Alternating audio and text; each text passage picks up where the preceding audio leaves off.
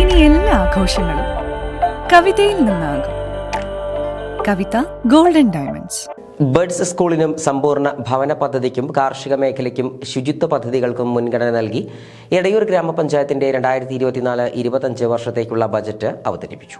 40,61,13,187 രൂപ വരവും 39,13,21,633 രൂപ ചെലവും 1,48,09,554 രൂപ മിച്ചവും പ്രതീക്ഷിക്കുന്ന വാർഷിക ബജറ്റാണ് എടയൂർ ഗ്രാമപഞ്ചായത്തിൽ അവതരിപ്പിച്ചത്. ഗ്രാമപഞ്ചായത്ത് പ്രസിഡന്റ് ഹസീന ഇബ്രാഹിമിന്റെ അധ്യക്ഷതയിൽ vice president KP Velayudhan budget അവതരിപ്പിച്ചു. കാർഷിക മേഖലയ്ക്ക് മുന്തിയ പരിഗണനയും ബജറ്റിൽ നൽകിയിട്ടുണ്ട്.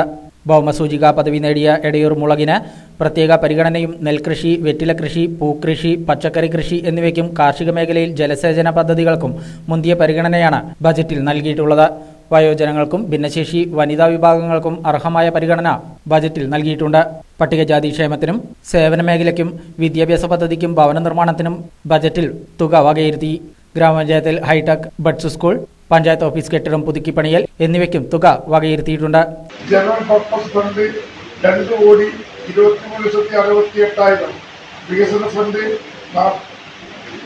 4,69,99,774, വികസന ഫണ്ട് SCP 79,57,000, ധനകാര്യ കമ്മീഷൻ അടിസ്ഥാന ഗ്രാന്റ് 41,49,000, ധനകാര്യ കമ്മീഷൻ പ്രത്യേക ഉദ്ദേശം 62,23,000, maintenance grant roads 49,71,000, maintenance grant non roads 67,11,000, കേന്ദ്രാവിഷ്കൃത പദ്ധതി 2,14,90,000.